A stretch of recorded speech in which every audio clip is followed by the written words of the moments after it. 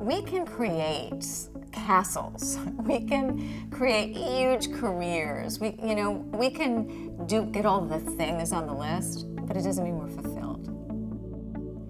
And so my practice is about taking away everything that is inauthentic about a person, showing it to them, and allowing them to make a decision to step free. I'm Heidi Banks, and I have been a coach and author, TV personality for close to 15 years now.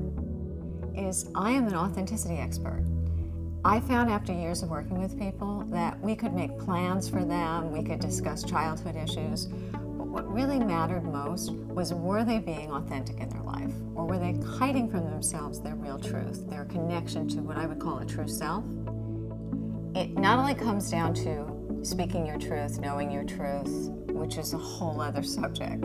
It comes down to, what are your core values? Are you somebody who is willing to sacrifice their own well-being to help others? Or are you somebody that sacrifices their well-being too much? Are you somebody who doesn't acknowledge their true gifts? Are you somebody who is too boastful? All of these are core values that, as an authentic person develops, these are the issues that you look at. Are you loyal? Are you loyal to yourself? Are you loyal to your friends? Do you walk with integrity? Do people meet you and go, this is a person I can depend on. This is a person I know is not going to just cut a corner because it's difficult. These are core values that define how authentic you are. And how authentic you are will definitely define how successful you are in your life. There's no way around it.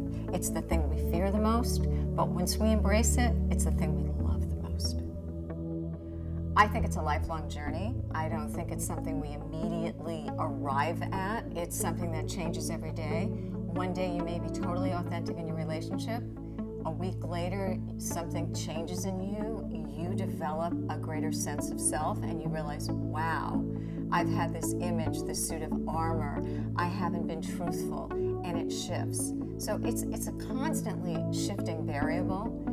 It's the hardest thing to do, but listen, it brings you the most amount of joy in life, so why wouldn't it be difficult? I can always tell when I've hit the right button, when I got that moment where they're, in their lives, they're being inauthentic, because they will argue from here to tomorrow about why they need to do exactly what they're doing and how this somehow, even though it has never worked, is going to bring them to what they want. And I just sit back at that point and I laugh. I'm not laughing at them. I'm just laughing at the human condition. And usually that will open things up. But it gets pretty funny, because when you watch somebody arguing for what is possibly their limitation in life, but they don't see it. See, if we saw what made us inauthentic, we would change it like that. If we knew we were doing things that didn't serve us, only a fool would keep doing it. We sometimes go after things without defining what we really want.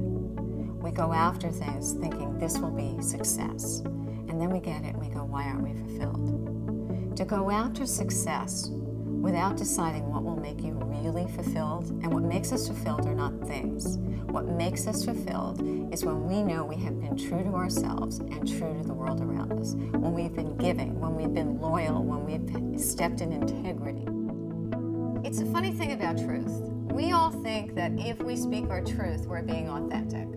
So what most of us do is we walk up to somebody and we'll go, you did so-and-so to me, or, are you aware that? And that's not truth. That's putting harm on another individual.